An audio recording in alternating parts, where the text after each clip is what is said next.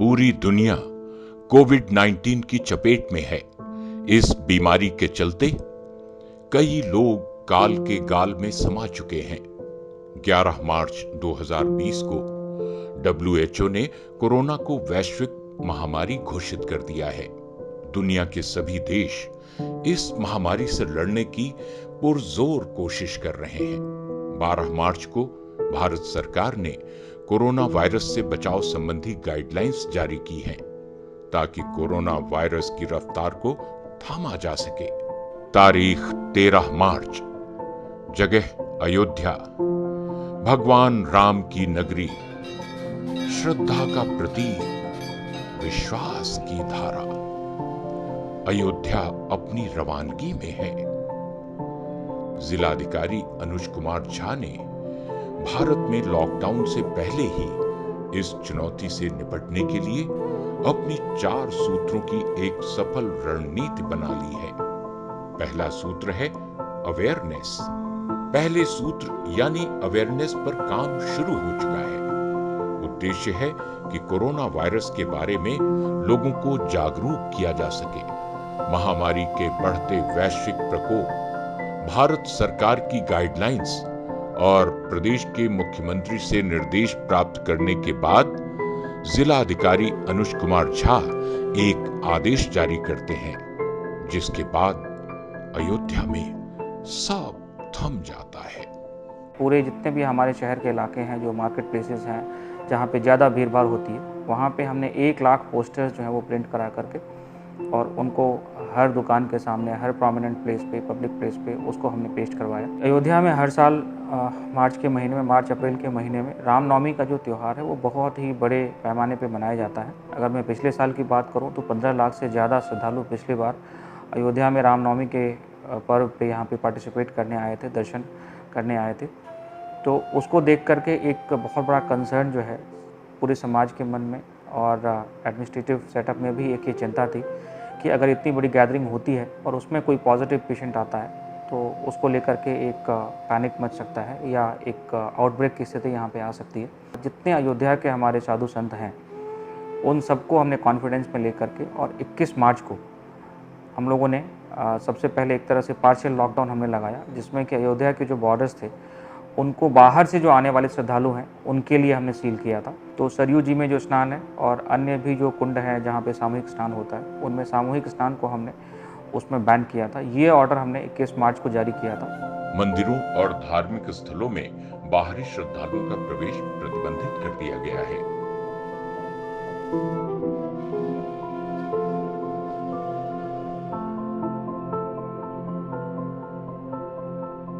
अयोध्या को संक्रमण मुक्त करने के लिए सैनिटाइजेशन का कार्य भी जोरों पर है और आखिर 24 मार्च का वो दिन आ गया जब पूरे भारत में लॉकडाउन की घोषणा होती है।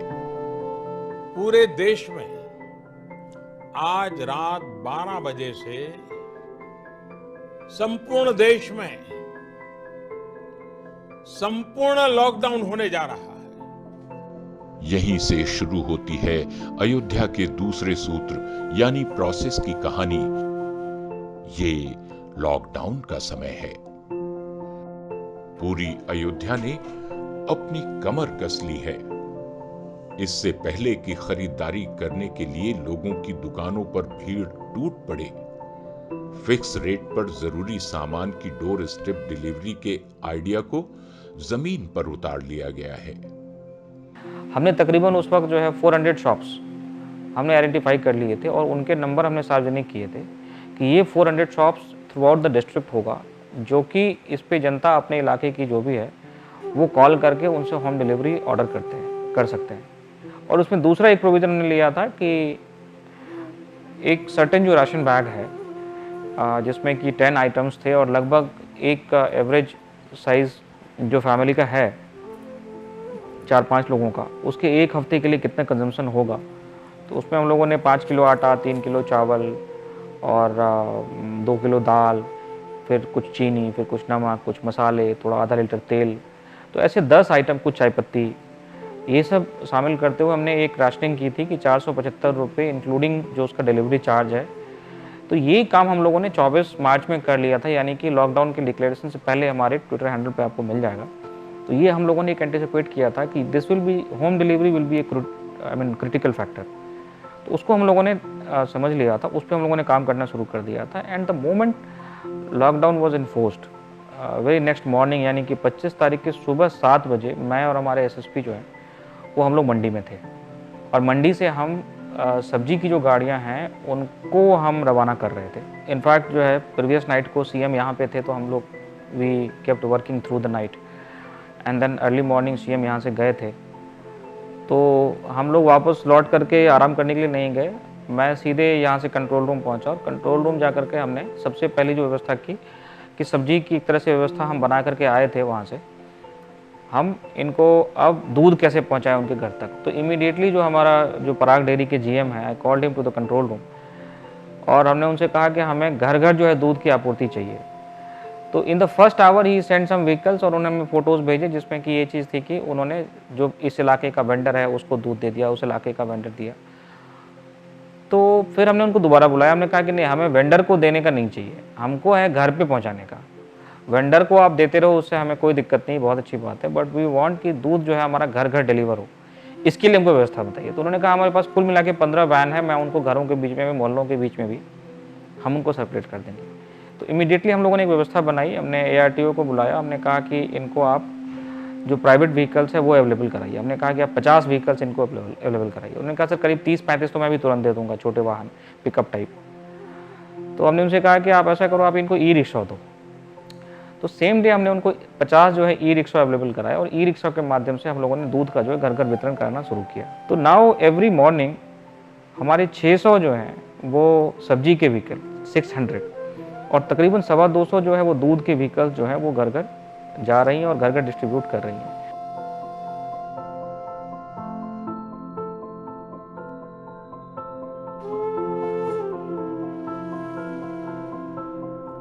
शहर के निवासी हैं, सब्जी के लिए और फल के लिए किसी आज तक कोई भी शिकायत नहीं आई है।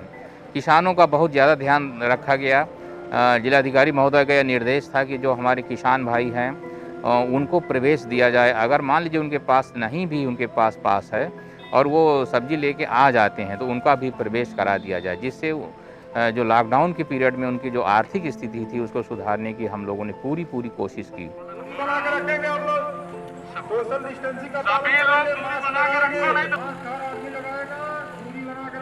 अपने डिस्ट्रिक्ट हॉर्टिकल्चर ऑफिसर के माध्यम से पूरे जनपद के जो हमारे सब्जी उत्पादक किसान हैं उनकी हमने सूची इकट्ठा करी, और हमने पूछा कि इसमें से कौन से किसान हैं जो अपने वाहनों से अपनी जो उपजी हुई सब्जी है वो खेत से लेकर के और मंडी तक पहुंचाना चाहते हैं। तो ऐसे 274 किसानों की सूची हमें डिस्ट्रिक्ट हॉर्टिकल्चर ऑफिसर ने दिया। हमने इन सभी 274 जो किसान थे उनके जो पिकअप वाहन थे उनको हमने इमीडिएटली पास इशू किया, और हमने उनका आवागमन जो है वो सुलभ किया, और इसमें कोई भी जो ऑब्स्ट्रक्शन था, चाहे पुलिस चेकिंग का था, उसको हमने रिलैक्स कराया ताकि हमारे मंडी में सुगमता से सब्जियों की आवक बनी रहे। जन सहभागिता से कम्युनिटी किचन भी शुरू कर दिए गए हैं। गरीबों और वंचितों को भोजन कराने की कवायद जोरों पर चल रही है। इन किचन से रोजाना हजारों फूड पैकेट बनाकर भेजे जा रहे हैं। मुख्यमंत्री जी के शब्दों में एक भी व्यक्ति भूखा न सोए को चरितार्थ किया गया है। न ही किसी व्यक्ति को दवा की समस्या हुई है। जरूरत की सामग्री जिले के बाहर से ही क्यों न मंगानी पड़े, जिलाधिकारी ने मदद का हर संभव प्रयास सुनिश्चित किया है। जैसे आप क्राइसिस को देखें कि जब लॉकडाउन हुआ और माइग्रेंट्स मूव करना शुरू किए, जब लॉकडाउन हुआ तो बहुत सारे लोग ऐसे थे जो कि फ्लोटर्स थे सिटी में, जिनको कि भोजन की समस्या थी। तो हमने एक जैसे हमारे चीफ रेवेन्यू ऑफिसर हैं उनको जिम्मेदारी दे करके उनका व्हाट्सएप ग्रुप बना करके उनका नंबर हमने पब्लिश किया कि ये हमारे आदमी हैं, 2-3 अफसरों का, उनके साथ और भी अफसरों का, कि अगर किसी को भोजन की समस्या हो रही है तो इस नंबर पे कॉल करेंगे। तो पूरे ज़िले के जो हैं जितने भी भोजन की डिस्ट्रेस की समस्याएं थी वो उनके नंबर पे आने शुरू हुए।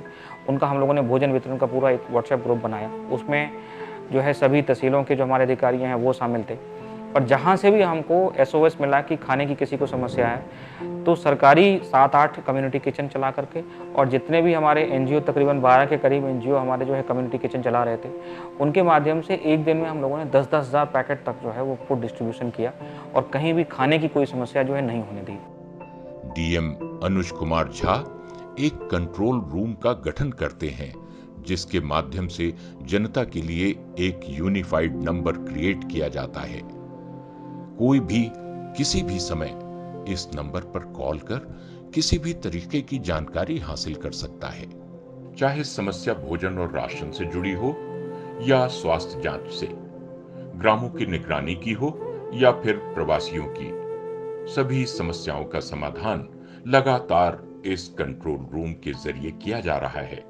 अयोध्या में कंट्रोल रूम जो है वो 20 मार्च से फंक्शनल है। कोरोना कंट्रोल रूम ये 24 मार्च को लॉकडाउन शुरू हुआ था, उसके पहले से हम लोगों ने स्थिति का जायज़ा लिया था और उसके पहले से DM सर के निर्देश में हमने कंट्रोल रूम चालू करा दिया है। इसमें 14 डिपार्टमेंट्स के लोग यहाँ पर रहते हैं। यहाँ पर 24 घंटे कोई ना कोई प्रतिनिधि हर एक डिपार्टमेंट का यहाँ पर उपलब्ध रहता है।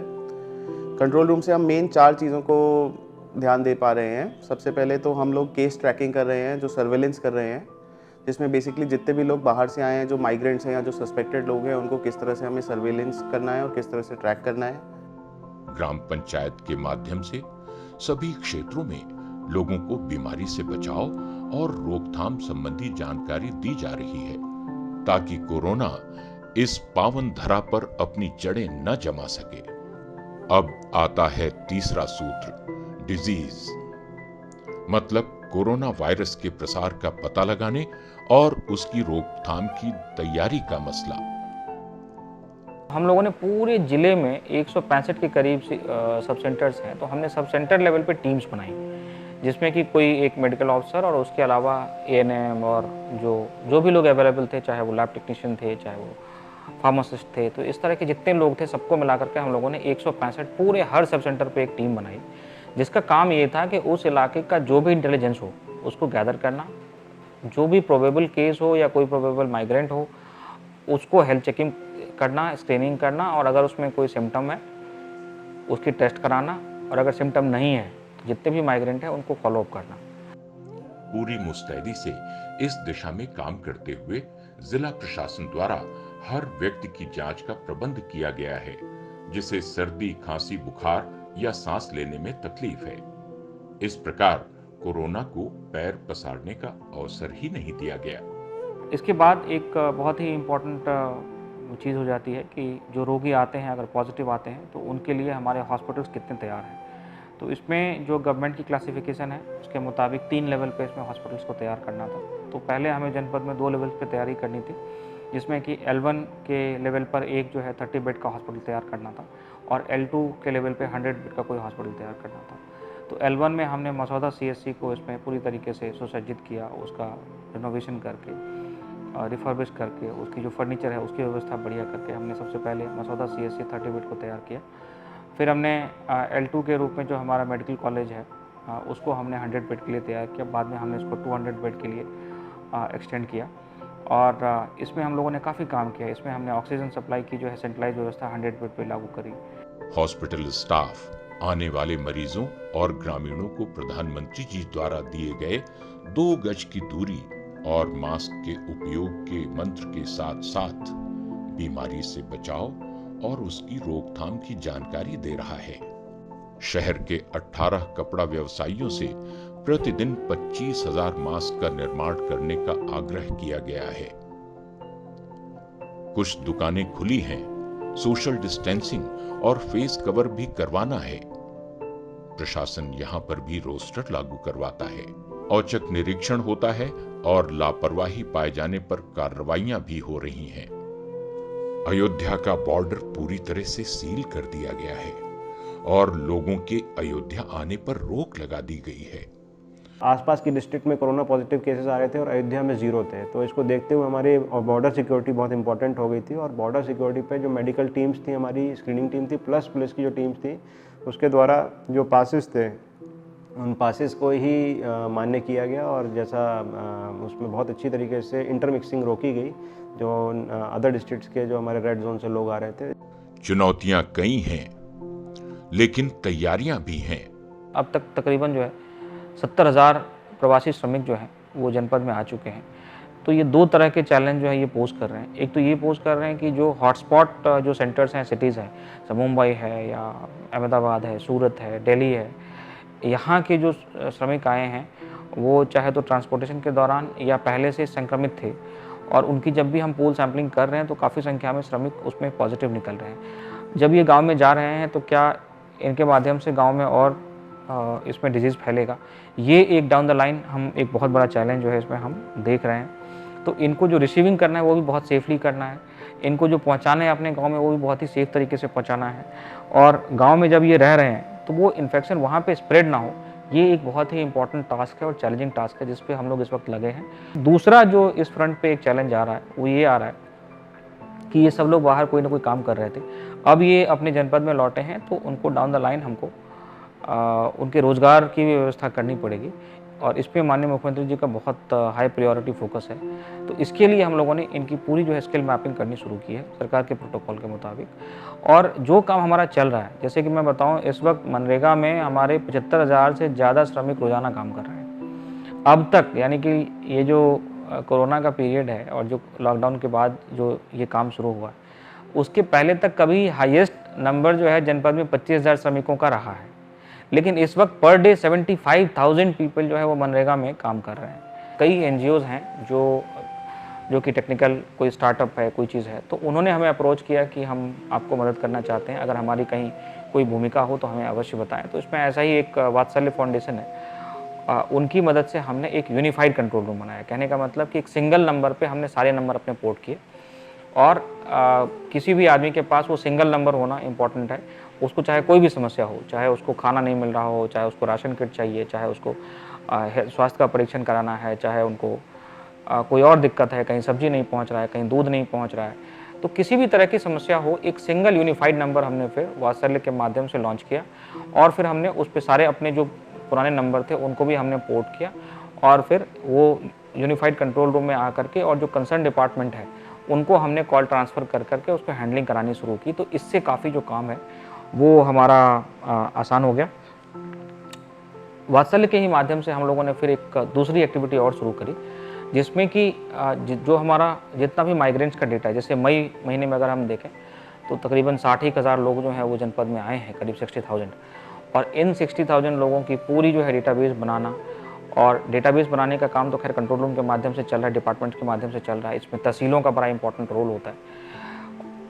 लेकिन एक बार वो डेटाबेस बन गया तो उस डेटाबेस की जो है वो क्रॉस चेकिंग कराना कि उसको सब सेंटर लेवल की टीम ने उनको अटेंड किया कि नहीं, उनका स्वास्थ्य परीक्षण हुआ कि नहीं, किसी में कोई कोरोना के लक्षण तो नहीं है। तो ये काम भी जो है हमने एक सेपरेट सेटअप उसमें क्रिएट किया वात्सल्य के माध्यम से, और उनके माध्यम से जो है हम उसको कॉलिंग करा के क्रॉस चेकिंग लगातार हम उसमें किए जा रहे हैं। प्रशासन दिन रात जिले के हेल्थ इंफ्रास्ट्रक्चर पर जोर दे रहा है। सर्वेलांस और कॉन्टैक्ट ट्रेसिंग पर प्रशासन की पैनी नजर है। कंटेनमेंट जोन बनाकर कोरोना के प्रसार को वहीं रोक दिया गया है।